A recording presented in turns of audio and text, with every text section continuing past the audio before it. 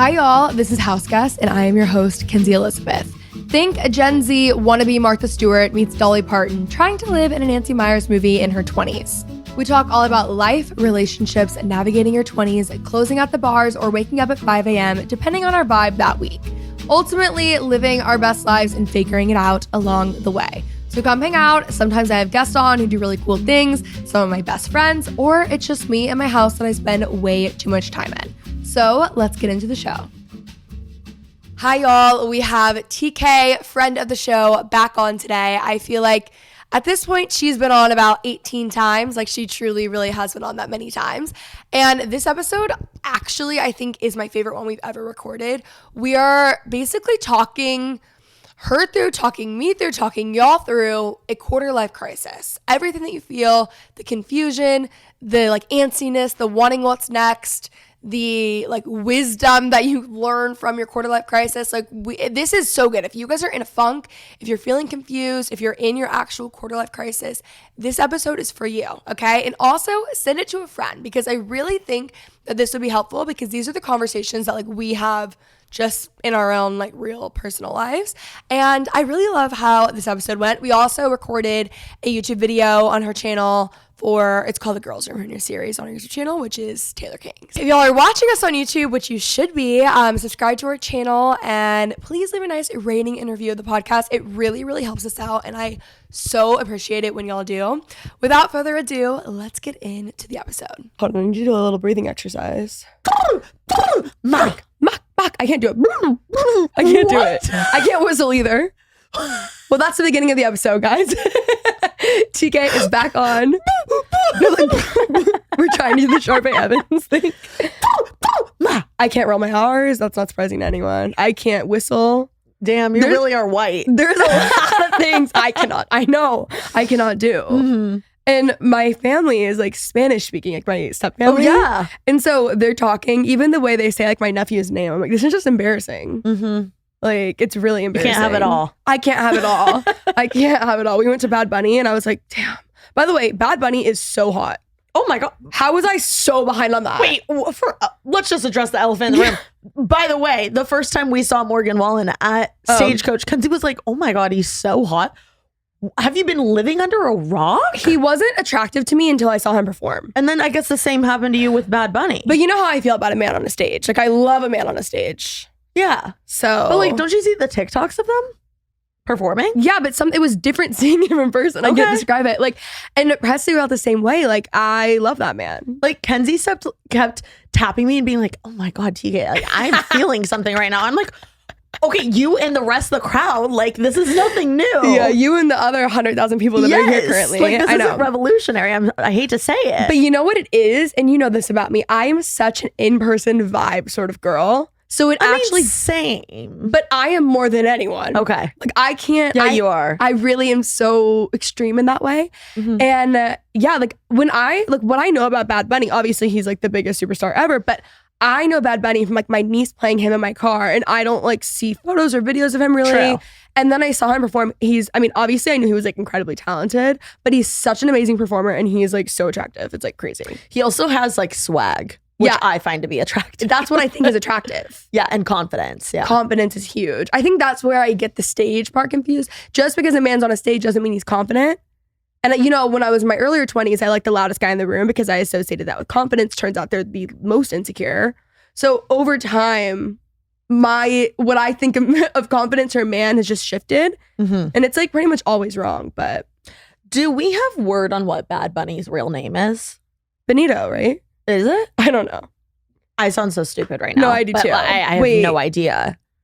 Do we have I word? Can't imagine Kendall Jenner's oh, Bad Bunny. No, do you think? Benito? Yes. See, I know that because of my niece. And my family, they're huge Bad Bunny fans. My brother-in-law was there as well. It was a great show. No, he at Coachella ate last year. He ate. Yeah. Mm-hmm. Well, TK is back on the show for the 73rd time. And today we are talking about her quarter life crisis. It's refreshing to not be mine, And I don't love that. Well, actually, no. I was thinking about this today. I think a quarter life crisis is crucial and everyone should feel this way and go through this. And I think it just means that you care about your life and where you're going. So I actually think it's a good thing to go through. And then you learn about yourself. And they always, if you handle it correctly, I feel like it pretty much always ends up being a positive thing. I would say I've gone through a couple, but it's normal and natural. So it is just nice to, you know, guys, on this podcast, we've just talked about mine so many times. So it's just nice to kind of, you know, push it on to someone else. What age did you 23. feel like? Okay. When I went through my big crisis, when it was me leaving, like when I was leaving like the church and I was going through like a breakup and I was changing a lot of what I wanted. Even Were you already in Dallas? Yeah, it was it was during COVID. Oh, okay. But I just felt so lost. That's why when you're saying, I'm like, yes, that's how I felt. And that's literally all I talked about for like a year. But I felt so lost and so confused. And because I'm an Enneagram 3 and very, obviously we're both the same, so I'm going to speak for both of us. Like we're both very driven. We're both very excited about life and like the businesses that we want to create and the careers that we want to create. And I was very driven and stubborn. So when I got to the point where I realized like, I don't think I actually want what I thought I wanted. And I was in an organization that was so amazing for me in other ways, but I was around a lot of people who I felt like I was a sponge because I was trying to learn from a lot of people, but I was like, a lot of things were like projected onto me and I was like taking them too strongly almost. So I was just kind of living my life in the way that they felt I should live it. That wasn't really what I wanted. So I had an entire identity crisis because it would have been one thing to like going through a breakup would have literally never mattered. Like it wouldn't have been a big deal, but it was everything in my life changing at once and being so up in the air that started it. That's what it feels like for sure. Everything's shifting. Yeah. So do you want to elaborate a little bit on where you're at, how you're feeling? Well, I feel like I'm out of my quarter life crisis. I definitely have, you know, the quarterly spiral. Like I definitely have the quarterly spiral. Normalize it. But like I'm not having my identity quarter life crisis anymore. Like I feel like the big thing that I did was like I was shifting gears in my career and I had been working for Alicia it was my senior year, my 4th year working for her. And I don't know why I just had this like sensation, desire, like something within me was like, it's time to move on. And that chapter has closed or ended and I'm going into this next chapter of my life. And it felt like my life was already doing it without me wanting to. Yeah. And that's what was so confusing because like it didn't even feel like, even though it was my decision, it didn't even feel like it was. Like, because it felt like my life was already heading in that direction and I was trying to catch up. Yeah, you were just kind of being pushed. Yeah. And it was so scary because not only was I going to be doing like a new job, but I was also going to be working for myself. And I mean, I feel like anyone that has worked for themselves is never taught that. So that's a scary thing within itself. But then I was also trying to navigate, you know, how to leave on a good note. And I'm a very communicative person and I don't like any bad energy or miscommunications or things like that. And it's just hard. Like mixing friends and business is hard, but I can confidently say Alicia and I did the best we could with, you know, the resources we had. And I'm so grateful for my experience with her. Like I credit so much of my like enjoying LA and my early 20s and my career to her. Like she truly took me under her wing and taught me so much and allowed me to fly and soar. And I'm so beyond grateful for her. And I literally was just with her this weekend and we were hanging and like sometimes we'll like reminisce on times or whatever. And it's so fun. I was chit-chatting with her. I was like, this is so fun because it feels like we are catching up in our like new chapters, because there was a time where, I'm not kidding you, like every single day, every hour, like I was with Alicia and it was like so fun for that moment in my life. And now it's so fun to catch up in our new chapters. And I feel like, especially because I'm literally moving houses, like I'm moving into a new place next week, that also feels like tying my quarter life crisis on a bow, because it feels like a fully new, fresh chapter and move essentially. Mm-hmm. And I'm really excited for this next chapter of my life because I feel like I finally, after quitting and having a year of working for myself under my belt, it feels like I'm like finally kind of know the direction I'm going in versus like spiraling, wondering where to go and like feeling like I have no idea what I'm doing. So I feel like that's the main thing with a quarter life crisis is you ultimately don't know what the fork you're doing. And you think that you're the only person that doesn't know what the fork you're doing, when in reality, literally every person in the world, including like your parents, have no idea what they're doing. Mm-hmm. And I wish someone just kind of would have told me that, which people probably did. But I was just like, I don't believe it. Like you feel like you're in a tunnel and no one's listening to you and like everything's changing and you're the only person it's happening to. And because you're responsible for your life, it's a little bit isolating because you're having all of these feelings and these thoughts and people are saying they feel the same way, which can feel helpful at times, but everything in your head is always worse than it actually is for the most part. Like especially when you're spiraling, like you can bring yourself out of a spiral and realize like, okay, actually there's a couple things I can do to make some changes and then things will be okay. It's really easy to spiral out of control and just isolate yourself and then think like, I'm literally the only person in the world that has ever felt this before, you know? But now I look back at my quarter life crisis and I love her and I'm grateful for her because I kind of look back at it like when entrepreneurs or business owners when entrepreneurs and business owners look back and they say their failures were their biggest wins and like their failures are what led them to their $1 million business. Like I feel like my quarter life crisis is something that I'm glad I went through because now I know how to handle spiraling or like not knowing what the fork I'm doing and being in control of my own life. And I feel like the scariest part for me was running my own business and like being my own boss. And that was so new to me, but also like simultaneously having a quarter life crisis. Like I feel like I was like, I don't know what I'm doing. And like, I don't have someone to go to for them to tell me what to do because I've always had a boss telling me what to do. So yeah, we made it through it. We figured it out. And if you're going through it right now or you're about to, or you can sense it, like the best thing you can do is embrace it. Like listen to podcasts about it, embrace the change, and you'll thank yourself one day. I want to get like detailed on the things that you did. Before that, I also want to say like your 20s are full of uncertainty. And that is the part about your 20s to me that has sucked the worst, because if there's one thing I like, it's to be certain, right? So it's really difficult when you are a planner. Honestly, when you are a human being with eyes, it's annoying when everything feels so uncertain. Well, we love comfort. We love comfort. We love to know where we're going. We love to have some sort of vision. And in your 20s, the one thing that really helped me and mine was to lean into the uncertainty, because that's just the only option you have. So like, for example, when you were saying like life, it felt like you were kind of being pushed in this direction and you weren't really catching up. When you caught up, it's like you started to lean in, you know? So it's like when you are pushing against like the tide of like where life is taking you, I feel like that's when a lot of the added stress, you're going to feel stressed regardless, but the added stress comes from. And then it's, you know, so much of this could be anything. This could be career. This could be relationships. This could be life. This could be a move. This could be literally anything. But I feel like often, like in the culture that we're in, your career is really tied to your identity. And so then that adds even more, or honestly, even just the phase of your life is tied to your identity. Like people who want to get really married, like immediately, people who want this job immediately or want to live in this city. Like we are tying a lot of things to our identity that isn't actually beneficial and is very difficult. But when you're, you know, an Enneagram 3 or something, it's just what you naturally do. But I want to go through and get very specific on the things that you did, because I've really had like a front row seat to this. I feel like the past couple of months, I mean, honestly, the past like 2 years. Yeah, I feel like mine was definitely like 2 years. Yes. But just the past couple of months, I feel like we've been talking about it a little bit more.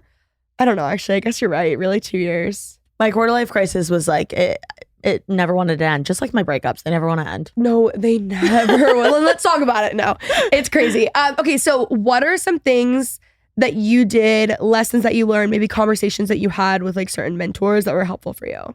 Great question. I think that one thing that just popped up in my mind was, you know, when people say they're like, instead of saying I have to do this, I say I get to do this. You know how people say That's that? such a like church thing. Yeah. I something similar to that, which actually really helped me, is remembering the fun is in not knowing. Because I just had a poll question, actually. It was like, if you could read the manuscript to what everyone in your life is saying about you, would you read it? And what would you? Would you read it or would you not read it? Honestly, part of me wants to say yes, but no. I kind of I don't know. See, I would say no because one, I just don't want to read anything bad that anyone's saying about me. Oh, wait. People would... If you could read a manuscript about everything... Sorry. If you could read a manuscript of everything everyone is saying about you, would you read it? No, I thought you were saying a manuscript for like your life, like what's going to happen in your life. No, I would... I don't even open Reddit. I would never do that. Yeah. Okay, no. same. Okay, yeah, no. But...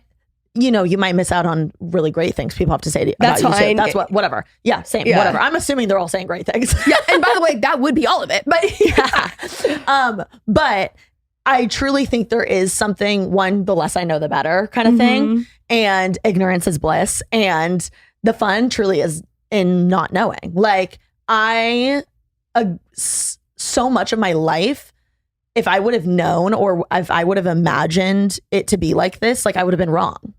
Yeah. You know what I mean? Like everything I've always manifested, dreamt of, desired, had goals written down for, vision boarded, like my life never ended up being the exact way I wanted it to. And I'm glad it didn't because it always ended up being better for me.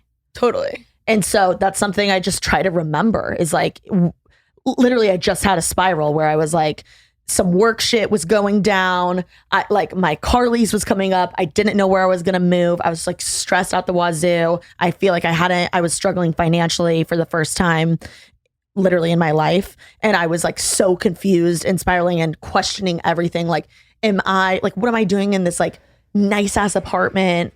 Like, am I just trying to like flex? Like, I was just like, what am I doing with my life? Like, am I even supposed to be a creator? Am I supposed to be a podcaster? Am I even good at this? Like, am I not getting brand deals because I'm not a good creator? Like, this was my inner dialogue.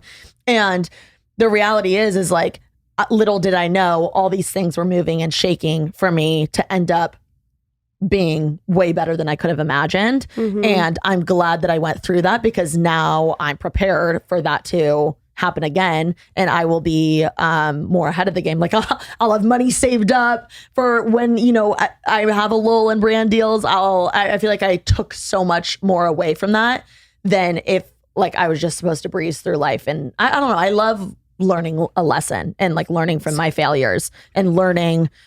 I feel like that's the point of life. Life would be so boring if everything was the same, if I was always comfortable. I find that when I am the most comfortable, I like to throw myself into the deep end and be uncomfortable because that's the point of life. We only have one life to live. Like, why would I do the same thing every day and just be comfortable? That's just how my outlook is. One thing about us is we love a life lesson. Yeah. Always. And then we both think similarly when we're going through something. It's like, okay, well, this is probably going to set me up for something down the road. And I'm going to look back at this and be grateful for this.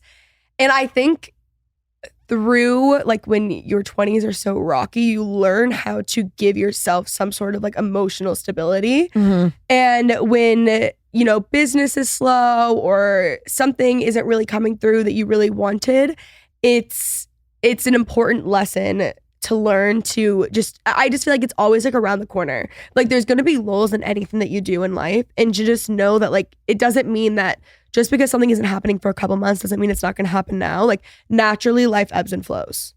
So it's like coming, you know? I've also learned just from my experience is when I'm like super effing busy, that truly is when I thrive. But when I'm super effing busy, all I desire is like a day at home. And then once I get the day at home, I'm like, oh, why didn't I get that opportunity? Why am I not on that trip? And it's like, I'm always like, I want more. And it's like, just be present and fucking enjoy what you wanted literally 5 seconds ago. Yeah. So I feel like that's something I also learned throughout my quarter life crisis / just like being in my 20s and living and learning is literally to enjoy where you're at in this moment because you're here for a reason. And like right now I'm in the midst of moving, but like I was like, oh, I don't really have crazy busy like weekend plans. And I'm like, relax. Like you're about to be moving. You're about to go on a trip for your friend's wedding. You're about to be go. Like this is your wedding or this is your weekend to relax and truly enjoy it and be present and like enjoy your last moments in your apartment. But I feel like in our world, we're always like feeling like we need more and like need to be doing the craziest shit because of social media. And I don't know. I feel like I'm finally learning at the age of 26, like you don't need to be doing everything, be everywhere. You don't need to be doing everything all at once, and you can relax, like enjoy being home. And there's like a time and place for everything. Like there's seasons of life. Something that helped me when I was just getting overwhelmed with different scheduling, and I'm like, I really value showing up for people. And like TK has been really helpful with me recently because I'm obviously in like a different place of life, but I'm like, I have to cut the fat out of my life. And really, if I want to be able to do that for people when I'm not in a place that I'm even like able to emotionally, like I have to just like really zero in on like the friendships and the relationships that matter to me to then actually like go to the next place in life. And then I'm able to like show up and do things. But even in that, whether again it's career, relationships, whatever, like when I'm like wanting to show up, it's like it gets overwhelming because I'm like there's so much going on. I have like my schedule's crazy, or like I'm not really doing much. Like I just always try to focus on like being where your feet are and not focusing, because as someone with anxiety, like I will think like 3 weeks in advance, this is the plan, this is this, and I have to think that way because I'm traveling and booking stuff. But like it's helped me tremendously to just be like, okay, be where your feet are at, and you don't need to like worry about the next thing constantly.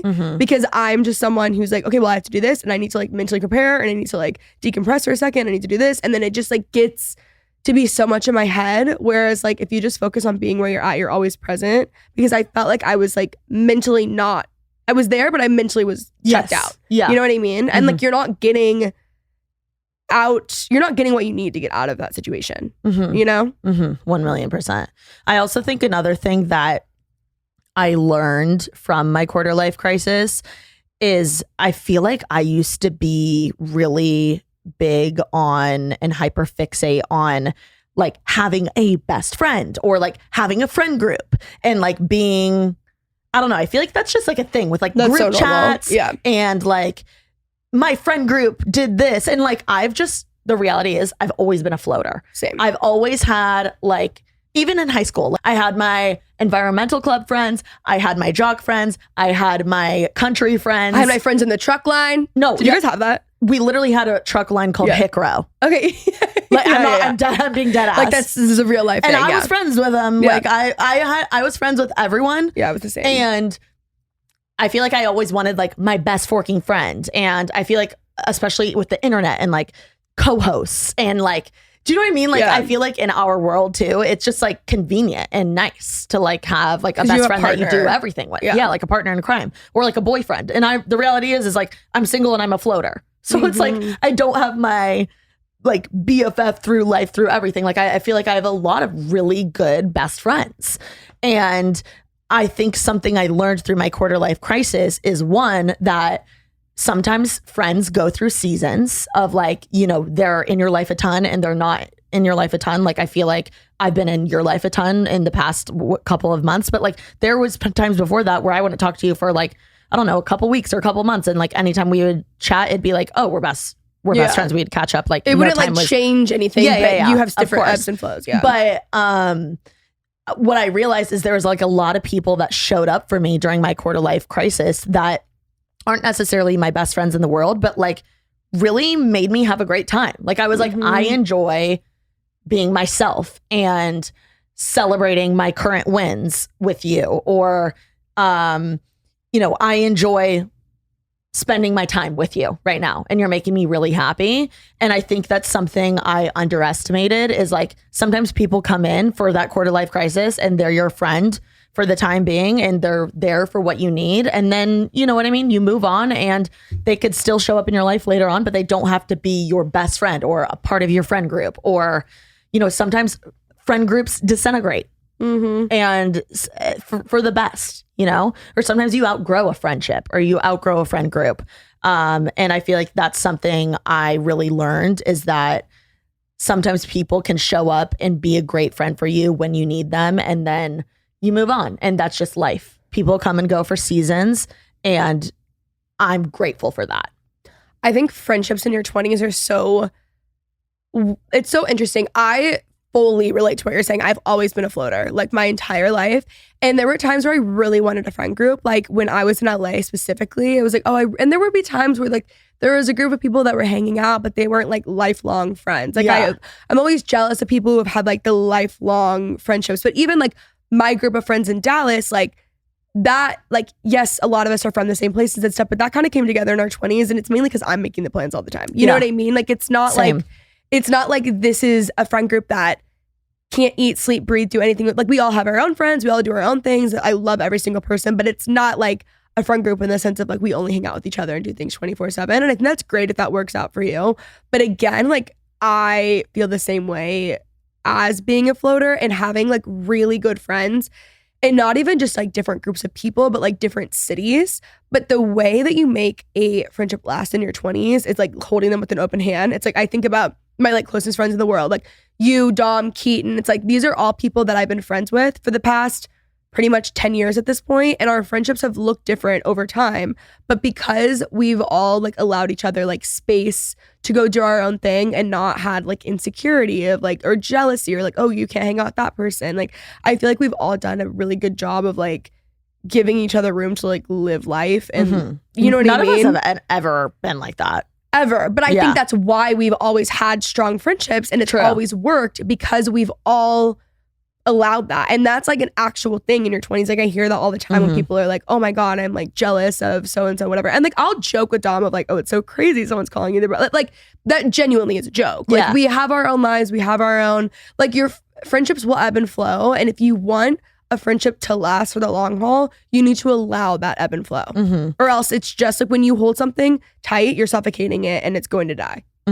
I mean, it's the same thing as couples. I feel like with best friends, like anyone that's like overly saying like my best friend and like posting like crazy, or with a couple they're like my hubby, like they're being so overly like lovey-dovey PDA sexual like on the internet, like they're the people that actually have issues. Like they actually hate each other. Friends or couples, like I feel like all the time people are like, specifically with like me and Alicia, or like sometimes I guess me and you, because we're on the internet, they're like, I never see you guys post to each other. I'm like, we literally hang out. We don't post like because we're actual friends. We're like being present. We're actually catching up with each other. And I always, to the day I die, value that and my actual friendship more than getting content together. Like I and I'm a big career girly. I'm literally a 3 on the Enneagram, but like I value my actual friendship and like spending time and actually catching up and like making sure we're good and we can be there for each other versus like posting and being like, let's get content. Like when we went to Dallas, none of us, we were like, shit, we should get a photo. Like that was our like second thought. Versus like actually hanging out.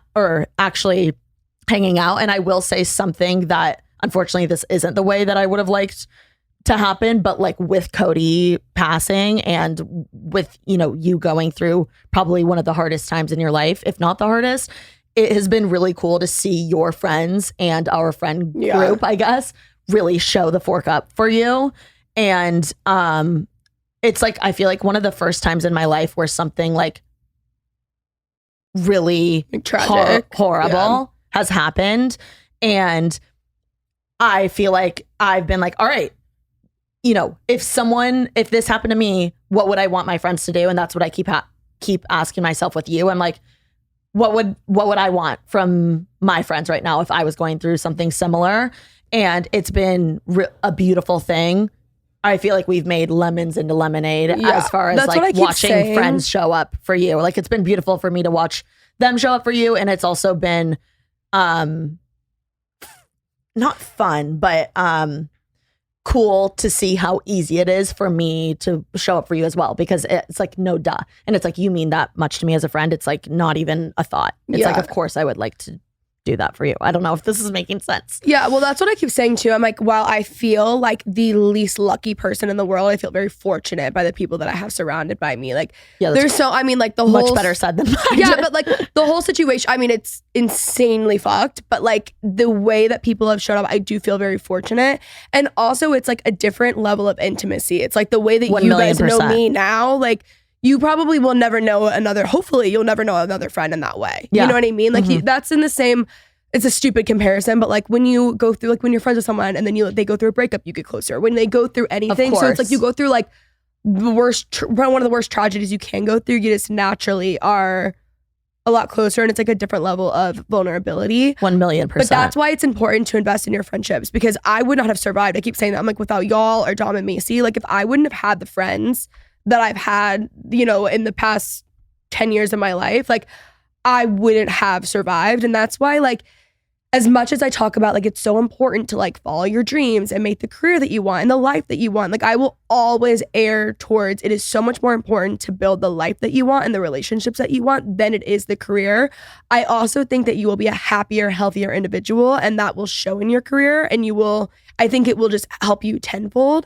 But to go through the amount of loss I've gone through in my 20s more specifically, like there's just nothing more important than your actual life and your actual relationship. Like when I hear people be like, I think it's important to have boundaries, and I think you can't show up for everyone and you can't have those relationships when they're like, no, I needed to get away so like we could zone in and do this and whatever. I just think it's like, you just never know how long you're going to have someone. Like you never know how long you're going to have the life that you have. It's just, I will never ever not invest in the relationships and the people around me, because that is what matters.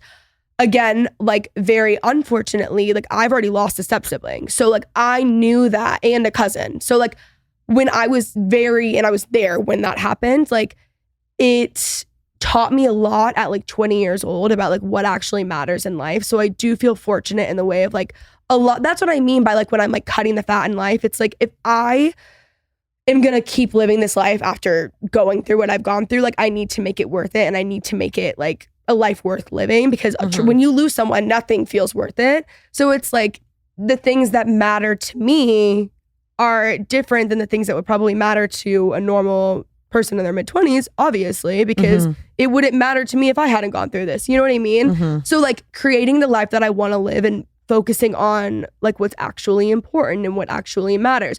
But with that being said, for me, like I am just naturally driven. Like I want to do all of those things, and those are so important.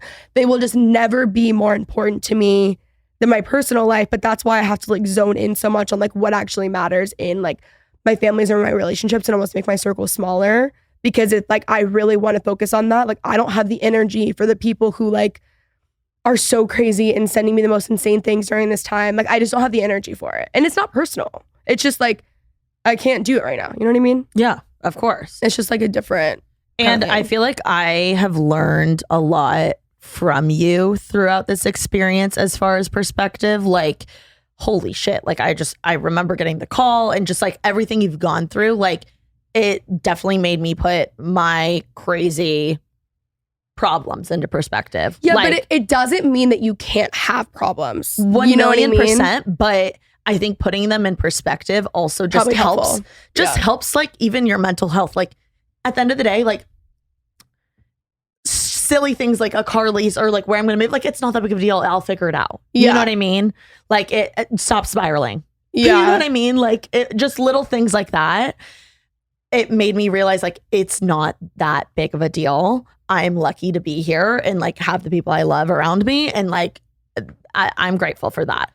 It also helps me, like I just think from a very different perspective of like the way that it's like when I have to like reframe it so that I'm able to like think it's like, oh, Cody's just like waiting for me, or like I don't want to cry right now, but like I have to think about it from like a perspective of like I'm also coughing and I need to get this out. Okay. I have to think about it from a perspective of like I think that we'll all end up in the same place one day. Like I think that like we'll go to heaven and you'll all be together. So at the end of the day, like how much and it sounds depressing because it's like, how much does this really matter? But I don't mean it in a way of like, oh my God, it's depressing and like we're doing this for nothing. I just mean it in a way of like, you can live a little bit more like freely of like, it's not that big of a deal. Like this in the grand scheme of things isn't there. Like I sit around and think too, I'm like, there's no way that we're all like, I sound like I'm high when I say this, but like I don't even smoke weed. So there's just no way that like when we're all like looking around and we're all like living, breathing people with like emotions, and we like drive cars and we have careers and we do this, and like there's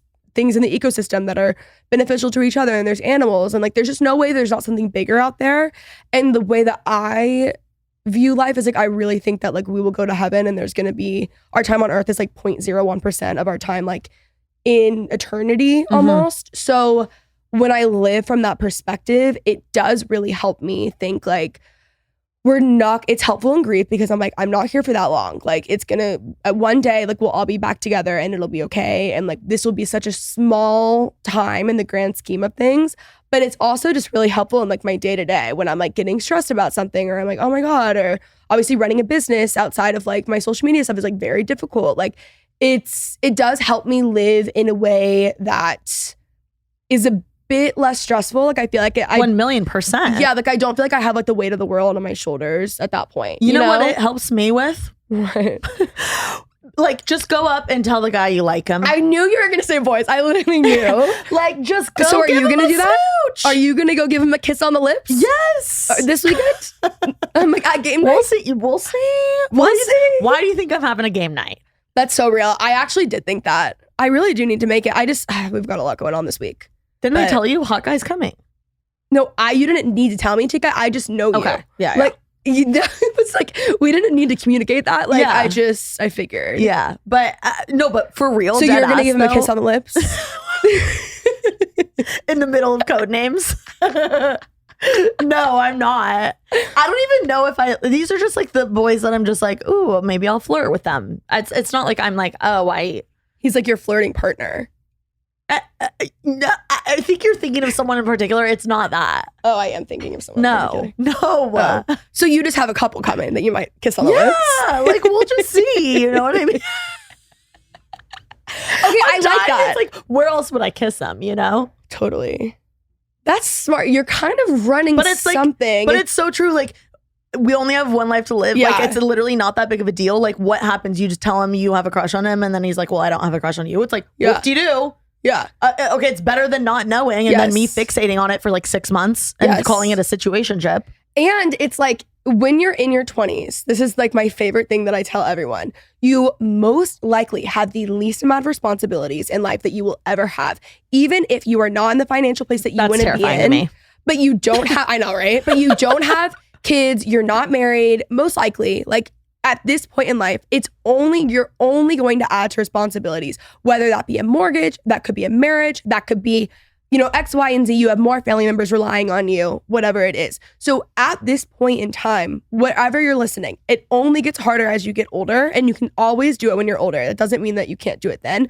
Do it now. Like, take the risk now. Try things out. You don't know how long you have. You don't know. Like, at this point, it's just like you have to make, like, life is really, truly so short. You have to just make things worth it and try everything that you want to do. And every failure or rejection is a learning experience. Mm-hmm. The more guys you go up to and say you have a crush on and they turn you down, you'll be prepared for the next one. Like, you're learning something from it. And I want to circle back to something about the floater friends and like why I think being a floater is ultimately the best versus like only having a BFF or only relying on one friend group. Because I want to have people in my life that aren't the exact same. Couldn't agree more. I don't want to have every single person in my life be the exact same, raised the exact same, look the same, think the same, believe talk the same things. Yes.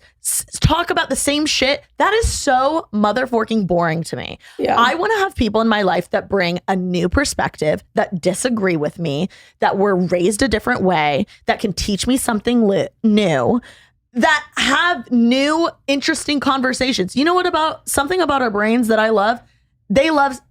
Something about our brains that I love to remember is that our brains love when we learn something new or when we try something new. So when I have a new friend with a different background who was raised way different than me and has a new perspective, my brain is eating that shit up. That's like food and nutrition for your brain. Yeah. When you're learning something new and around something that's new and different. Why the heck? If I wanted the same old thing, I would have never left Indiana. Mm-hmm. I would have been around the same people. And I hate to say it, I mean, there are people there that are amazing, but there are also people there that are stuck in their ways and talk about the same shit and are bored with their lives. Yep. You know what I mean? I want to be around people that make life exciting and stimulate you. Yes. Yes.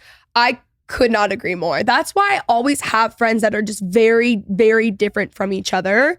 Like they would never probably be in the same room, you know? But except for my game night. Yeah, well, except for when TK wants to kiss some of them, you know? But like, I think it's so important, and it's like a lost art. I mean, especially where we've come to as like a culture, like you only want to be with people who believe the exact same thing as you on every single thing, whether it could be anything, right? And I just think it's so important to not do that. Also, another thing, I was actually talking about this to Dom recently. I'm like, and now I'm on this new wave of like, if I'm gonna like live, I need to like live, like make my life meaningful. I don't want to get caught up. I don't want to waste my time. That's why it's like I'm cutting the fat like relationally. I'm doing it in every area of my life, and I don't want to do things that are like divisive and are like, I'm not into that. I want. There's a time and a place. Obviously, there's things that are important, but like that's just a waste of time to me. Like I want to live and learn and like know different people who are from different cultures and different backgrounds. Like it's not worth it. Also, another thing, circling back on when we were talking about how a lot of what you learn sets you up for success later. Sharing a story on Dom's behalf, we've shared it before, but this is like really pertinent to this conversation. When we were in college, Dom was interning. She was interning in a social media field. She was sobbing about this every single day. She was in a really bad spot. It was honestly, it was really poorly run. And it was very, very, very difficult. And she kept saying, I just know that this is setting me up for something in the future. And I don't know what it is, but I know that it is going to get me. There has to be some reason as to why I'm here, why I'm doing this, why it is so awful, but I'm having to learn everything. She learned how to make graphics. Then 2 years later, she goes viral for her graphics that are then like bringing people together and educating people on really important topics such as like racism, you know? And she ended up looking back on that, and she's like, there's things that she's like, you know, I wish it was a little bit different. It wasn't perfect by any means, but I was only able to do this because I learned all of this there. So you just really never know what things are like setting you up for, you know? And even just me, like growing up, I was so annoyed going to all these antique stores and like all these like furniture stores nonstop because my mom is an interior designer, and I was like, this is literally the most boring thing in my life. And it's like so pertinent to like my career currently. Invisible string, Taylor Swift. Exactly. That's seriously when I'm going through a tough time, that's what I'm thinking. I'm like, what's the invisible string here? Yeah. There's like something, or I'm going to meet someone, or which has really always been the case. Like looking back, I can see it now. I would have never been able to see it then. But also, had I not leaned into it then, it would have never worked out. Every time that I look like shit and don't want to go out, that's when I meet the love of my life. Every single time. And then you kiss them on the lips. I have a migraine. I don't want to go out. I look like absolute trash. Meet the love of my life. Kiss him on the lips. Immediately. Kiss him on the lips sounds insane. Kiss him on the lips. That's a Dom term. Kiss him on the lips. Kiss him on the lips. Hey, do you want to kiss on the lips? No, normalize kissing on the lips. As if that's not normal. Exactly. Sometimes you gotta normalize things again. Kiss him on the forehead. Kiss him on the forehead. I love a forehead kiss. Me too. I really do love that. How's your dating life? TK, it's like, well, actually it isn't non-existent. I think I accidentally went on a date the other night. Actually, I don't think I know that I did. What? Yes.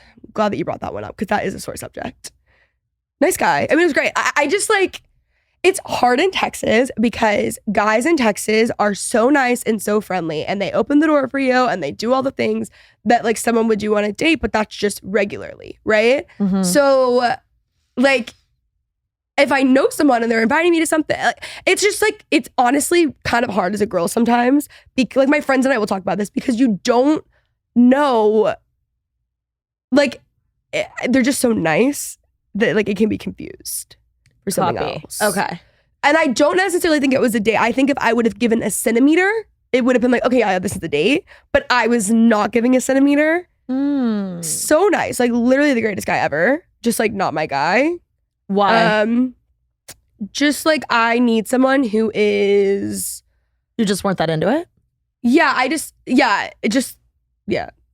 Okay, you just weren't that into it. Basically. Okay. Really nice guy. He's like so great. I would like love to send him up with someone. That's my issue, is that like when a guy is like into me and I'm not into them, I'm like, but I could totally find you someone. Well, that's when you have to drop like bestie in a text. Yeah. Well, thanks, bestie. Do. Oh. Afterwards. I do kind of feel bad about it, but hey, listen. Hate the player, not the game.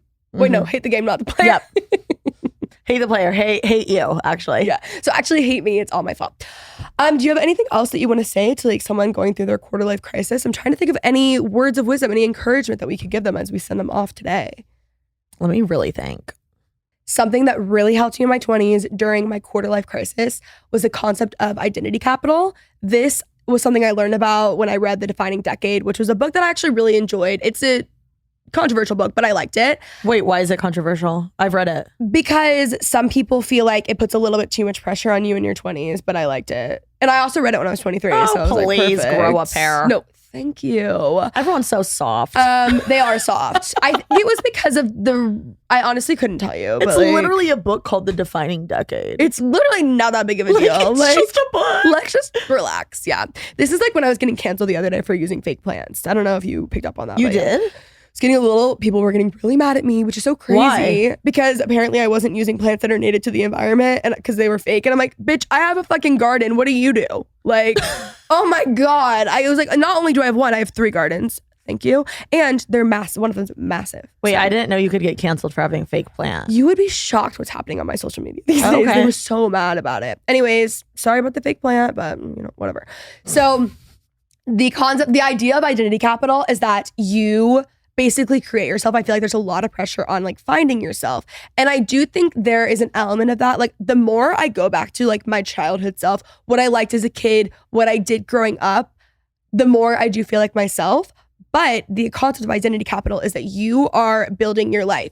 Every single thing that you do, interest that you have, thing that you like, food, whatever it is like identity capital. For example, like I wanted to ride horses, so I started riding horses, and that was a block on the identity capital. I love reading. I picked up that as a hobby. That's another block. Needlepoint, that's another block. Cooking is another block. And it was slowly but surely, I was like building not just the life that I wanted, but I was building myself into the person that I wanted to be just by like, wait, what's the word I'm looking for?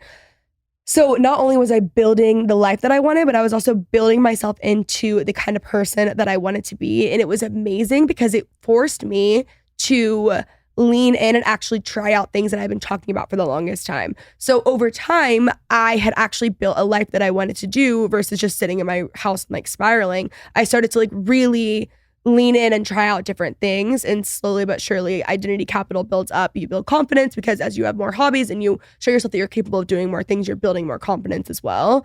And identity capital was like, that was probably the most crucial part of my 20s and finding confidence and like not spiraling as much. Mm-hmm. To add to that. Perfect. Thanks. Something that is, think if that didn't hit for you, maybe this will. Different perspective, the TK perspective. Think about when you have a crush on a guy. What makes him attractive to you? Okay, other than the obvious, him being tall, dark, and handsome, whatever the case is. Something that makes me really attracted to a guy is when he has so many things about him that he's into. Yes. So, he has water skiing he's into snow skiing. He is on a recreational basketball league. He likes to invest on the side. He's a part of a book club. I don't know, whatever the fork. Mm-hmm. When he is a part of like all these different things and has all these different friend groups and has this large life that comes with him, that's what makes me attracted to him, is that he has this epic life that he is living essentially to the fullest. Like when he has his identity capital and it's popping over there, that makes me attracted to him, right? Yeah. So if that makes me attracted to him, think about what will make him attracted to you when you have an insane personal brand or identity capital. That's another way I think of it, is like your personal brand. Like, what do you have going for you? What are you interested in? Like, what hobbies can you share other than your career? What can you teach someone? I feel like those are always things I'm thinking about when I'm like looking for a partner. I'm like, oh, I actually really like that he's really into this. Like, I know nothing about that. That'll be fun to learn about.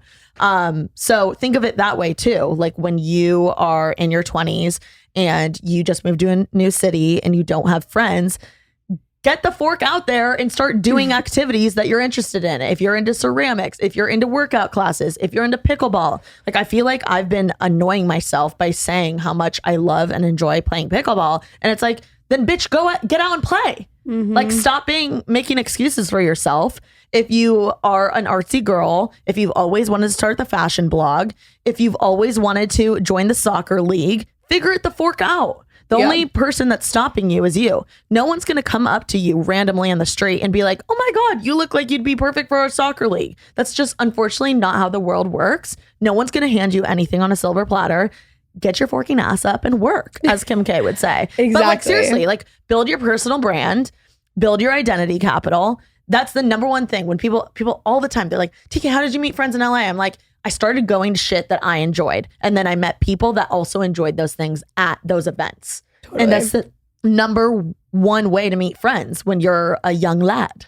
And to wrap this episode up, what you were saying, or what we were both saying about how it's so amazing to like meet people who are different than you, because like your brain is being stimulated and you actually are learning. That's the same thing with hobbies. So when you're learning different hobbies, you're actually also building confidence. Like Ed Mylett always says, confidence is built by making promises to yourself and keeping them. So if you're saying, I want to play pickleball, like you're actually making a promise to yourself and showing up for yourself and keeping it. Over time, you're going to be able to trust yourself, and then you're going to be able to have more confidence. On top of that, it shows when you're able to learn a new skill or follow through with just any sort of plan that you have, you are showing yourself that you're capable of it, and you will build confidence over time. You're also a more interesting person. Your self-esteem will grow. Like, hobbies really are like the secret to success. I really think so.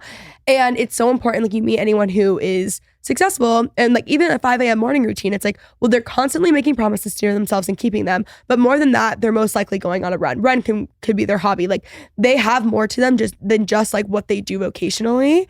And not only is that more interesting, but it's incredibly important to your confidence and your self-esteem. And it makes you well-rounded. It makes you well-rounded. It makes you have a little bit, I don't really necessarily believe in balance. I think you have different priorities at different times, but it makes you it forces you to have a little bit of balance in your life. And then you're able to recharge to those hobbies, be better at your job, be better in your relationships, all that stuff. But hobbies are so crucial. Any sort of interest, just acting on any sort of interest that you have, which would then be a hobby, is so crucial to confidence, being well-rounded, having a healthy life, having sort of like a little bit of like a work-life balance. I end up, monetizing most of my hobbies, but like there is still sort of some sort of balance there. You know what I mean? And interested people are more interesting. Totally agree. When someone truly views the world or their life as their oyster, like when they are interested in new things every so often, like they are interesting because they have so many things about them that they are interested in. And they have things to talk about other than talk shit about other people. Yes. And that's like refreshing. Like, listen, we all have a little gossip session. Like, it's fun. I get it. But like, there is more to talk about in life. Like that, I can't keep friendships that are just that. Like, that's not fun to me. That's not like interesting. Like, I love I'm not saying like, I'm not like, listen, I love that. But like, I need something more if it's going to be like my bestest friends. Cause like, I want more to life than just like talking shit about other people. You know what I mean? 2 more things I wanted to say regarding like quarter life crisis and like what the fork to do if you're going through it right now that just like came to my head that I wanted to share are trust your gut. And it's okay to disagree. And I feel like our society and our generation has a really hard time disagreeing. It's like, you need to be on this side or you need to be on that side or you need to be all in on this. Like, it's okay to agree to disagree and move on. And I feel like the most intelligent people in my life that I know they agree to disagree. Agreed. Like, they don't throw a fit and higher EQ. Yes. Like, I feel like there's been times when I've been in a friend group that I didn't really fit in, and like in order to remain my true self but still enjoy my time, I would just agree to disagree and like still enjoy my time, but like I was like, okay, this isn't really me, or vice versa. And I think that's really important in your 20s. Like, it's okay to disagree. And I think it's also really important to trust your gut. Like, leave the party before you think you should. If you have a gut feeling like, I have a weird feeling about where I'm at right now, or if it's, and I'm saying all my sayings now, but if it's not a fork yes, it's a fork no. Like, I think about this stuff all the time. Like, it always goes back to trusting your gut. Like, I should have trusted my gut earlier. I should have made that decision earlier. I knew deep down in my gut and in my soul, like, this wasn't going to work out, or that was a missed opportunity. I feel like become best friends with you. If if you become best friends with your gut, you will be unstoppable. Absolutely. And the way to do that, you have to sit in silence. Like you cannot constantly consume and consume and consume. You'll never know yourself. So like journaling is really helpful. Like going on like a walk, a silent walk, going and just spending time. You will get to know yourself so well if you actually make an effort. But for me, I've learned so much sitting in silence. I've learned so much from like consuming content of other people, listening to other people's advice, their life stories, people who are so different than me. Like a great piece of advice Katie Austin gave me like forever ago was Katie Austin? Yeah, she doesn't follow. I literally love her. She has everyone in the fitness space muted because she doesn't want to like take from them. And she learns a lot more business from people who are in different industries, which I think is a really cool thing. It also helps with comparison, but it's awesome because you learn things that you wouldn't necessarily learn because they're not in your immediate world. But I think when people, like you say, trust your gut, and people are like, how do I do that? Like practically speaking, do morning pages.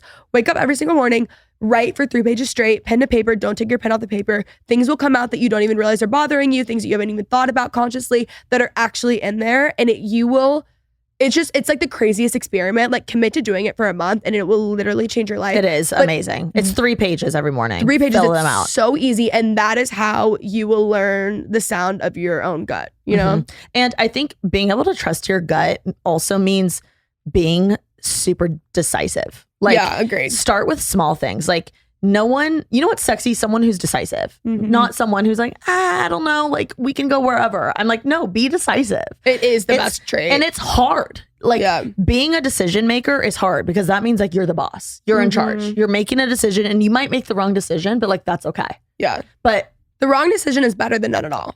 So true. Yeah. But I think start small. Like I feel like I started scaling out or I started zooming out from my life and I started small. Like, okay, with breakfast, let's stop being indecisive. Like just make a decision every morning and be strong and like commit to it, or like commit to the time you're going to wake up in the morning, or commit to how many bottles of water you're going to drink a day, or commit to the workout class you go to. Like start being decisive as hell with things. Even when you're going out to eat, like be freaking decisive. Like don't just get what your best friend's getting. Yeah. Be decisive and like start small and you'll start forming a really good relationship with your gut. Agreed. That's great advice. This is an amazing episode. This might be our best. Wait, really? Yeah. Do you not think so? Oh my God, I'm glad. I just have to say though, I fucking love Katie Austin so much. No, like, she's the coolest girl ever. When I tell you, it's like Katie Austin and Shannon Ford for me. Like obsessed. Literally, that's all I see. Both. But like, truthfully, Katie Austin is not talked about enough. Yeah. She is such a motherfucking boss. She is. And she is so normal and nice and fun. And like she has it all. Like I look at her and I'm like, I want her life. I look up to her so much and I'm so grateful to be a part of her life. Yeah, she is amazing. She's the coolest girl ever. She's the best. And I just went to her wedding. It was probably one of the best weddings I've ever been to in my entire life. Sure. If not the best I will ever go to. Yeah. Yeah, and I'm obsessed with her. I'm obsessed with Lane. Like, shout out Katie Austin. We love you. No, we love you, Katie Austin. And Shannon Ford. Yes, and Shannon, we love you so much. Anyone else you want to shout out? Oh my God. Well, Shannon Ford, I literally love her so much. Like yeah, I love Shannon too. She came over last week and I texted her and I was like, I've just had the worst year obviously ever. And like just Shannon coming over, I was like, I just felt, and it was a crazy busy week and it was just like exactly what I needed. And I'm like, Shannon, I feel so much better. Like, thank you so much for coming. And it was just like her presence. Like we didn't even talk about anything. Like we were just doing like normal stuff. Like we weren't like talking about like crazy life transformation stuff. But I was just like, I just feel so much better. Shannon Ford is so amazing because she's so comfortable in her own skin. She doesn't fall to what everyone else around her wants. She can be around the most like, you know, the people that other people will like change around or like conform to. Like she won't like conform to anything. She's very herself. She's so cool. She's so confident. She's so nice. She's a girl's girl. She's so supportive. She's just the best. I love her so much. One thing I love about Shannon Ford is that she is one of those people when the moment you meet her, it feels like you've known her for years. Totally. And then also I won't talk to her for like months and then she'll like randomly FaceTime me and I'm like, oh my God, I feel like you're literally my best friend. Yeah. Like she has that. Something about her makes you feel so comfortable around, and safe around her. And she's so like just kind and fun. She has like great energy. Yes, she's just like the coolest girl. Again, so normal, has so much going for her. Really just feels like she's contagious. She's contagious. In the best She's way. got the best energy. She's just the best. Oh my God, I love her so much. Okay, well, Shout out Shannon. Shout out Katie. Shout out Katie. Anyone else you want to shout out? I feel like that's like my people right now. Okay. Do you have someone else? Shout out my cousin, Matt King. Shout Her out cousin. Patricia. Love. Shout out Tristan Watson. Shout out Alicia. Love them all. Shout out Dom. Shout out Keaton. Yes. Shout out Emily June. Oh my God. All these people have pretty much been on the podcast too, so go listen to those episodes. Yeah. Literally, I love Emily Shout June. out Phil. Shout out PK. And on that note, we're ending the episode. We love y'all so much, and I will talk to you soon. TK, I'm sure, will be on. Love you Not that long from guys. Watch Kenzie on the Girls Room. I'm having her on my YouTube channel. I have a series called The Girls Room. It's so fun. We can get ready together. Kenzie spills so much tea. You wouldn't even believe you guys it. literally have no idea. She shares the craziest stories about her dating. No, the craziest thing. So crazy that we haven't even shot it yet. So you've got to listen. Tune in on my YouTube channel, TK. Just search it. Yeah, love y'all. Love Bye. you.